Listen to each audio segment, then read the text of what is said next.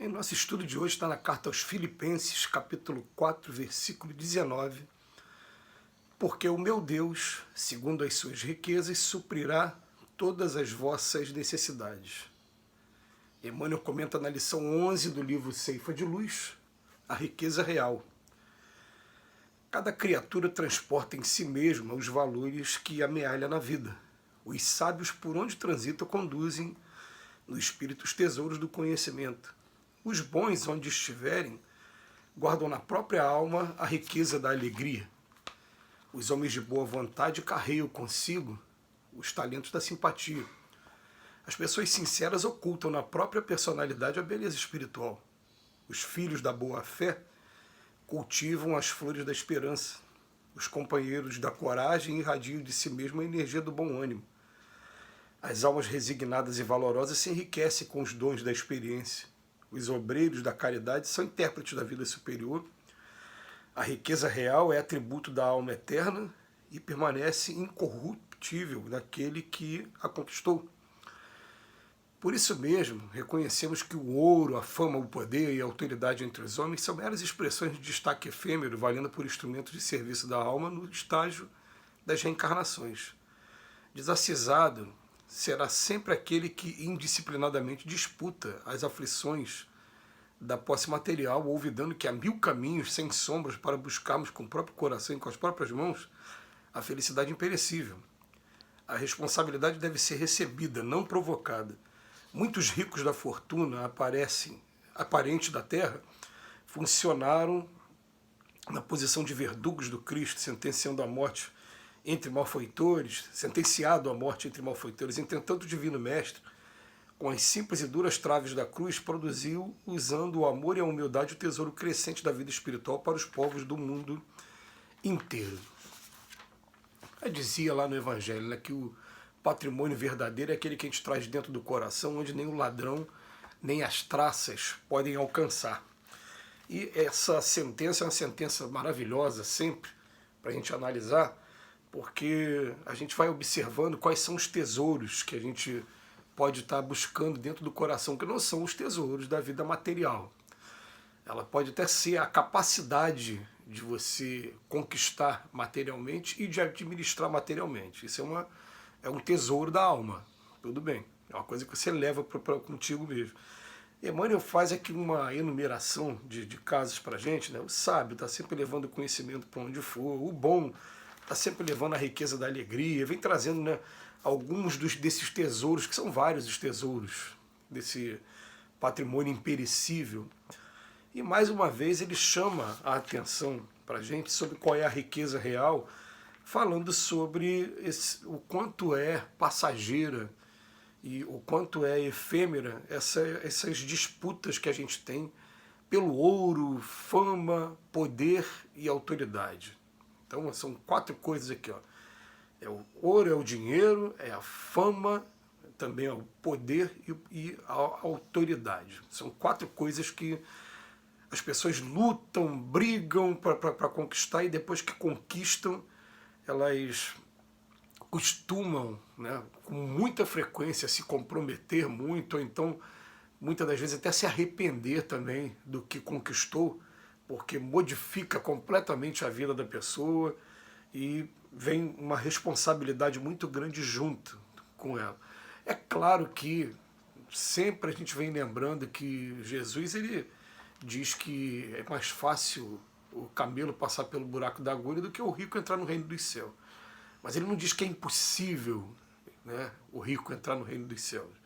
Ele só diz que no estágio que a gente se encontra ainda por conta do egoísmo, da vaidade, do orgulho, a gente pode ter alguns problemas pela frente, né, e são problemas que eu, por exemplo, ontem assistindo uma entrevista de uma cantora que, quando criança, ela conquistou nossos corações com aquela coisa, né, da música infantil, e vendo um quadro aí hoje de muita luta contra a depressão, muita luta, né, para poder também sobreviver ainda, né, do seu trabalho musical.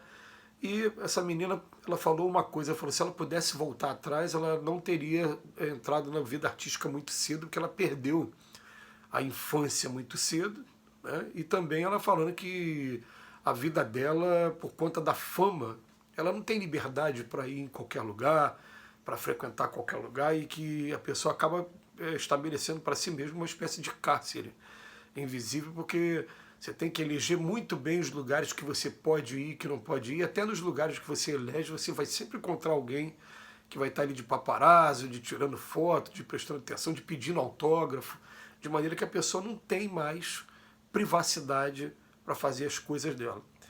Mas é uma coisa que muita gente, fama, aquele artista famoso, aquela pessoa famosa. E a gente se dá conta, né? Quantas vezes a gente teve a oportunidade de ver um artista famoso em locais públicos.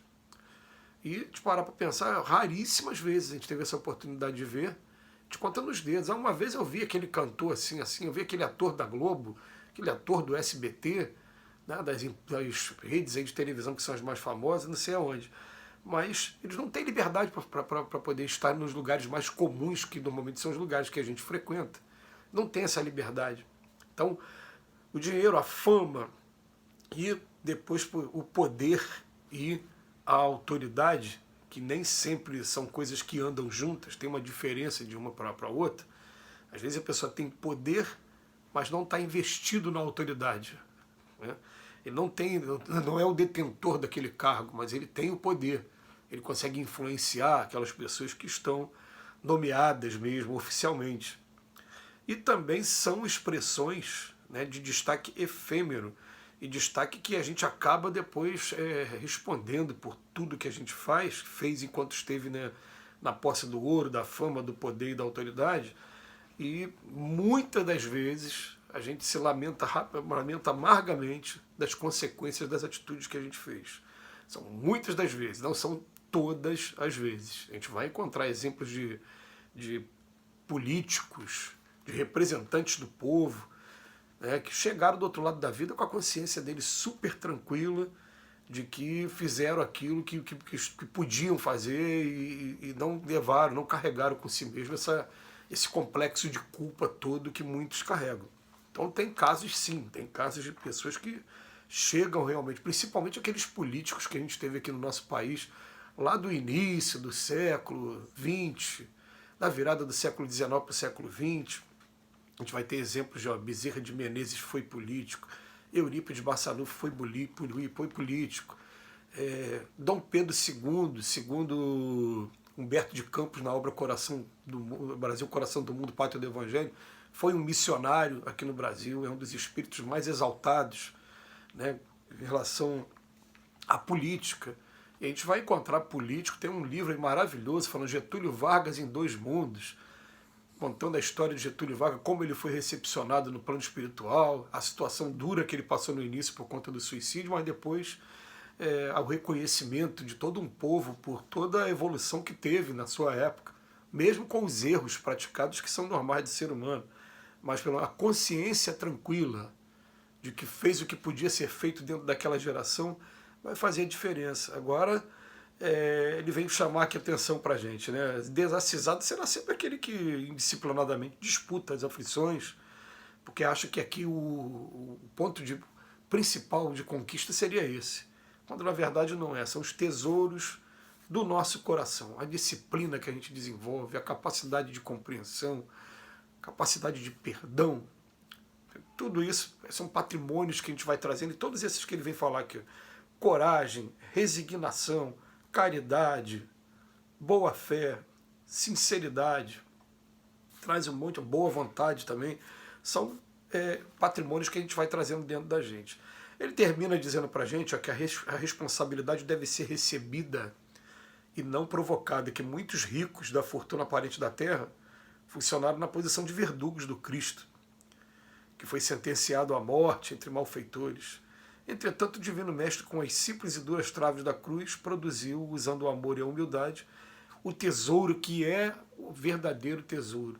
São muitas lições chamando a nossa atenção nesse ponto de vista, e é bom que a gente tenha sempre essa lembrança dos espíritos com relação ao que realmente vale a pena na nossa vida. A gente tem que pensar numa coisa: a qualquer momento a gente pode ser convidado para ir para o lado espiritual, que estaremos levando com agente de patrimônio. Fica a reflexão para cada um. Que Jesus nos abençoe hoje e sempre.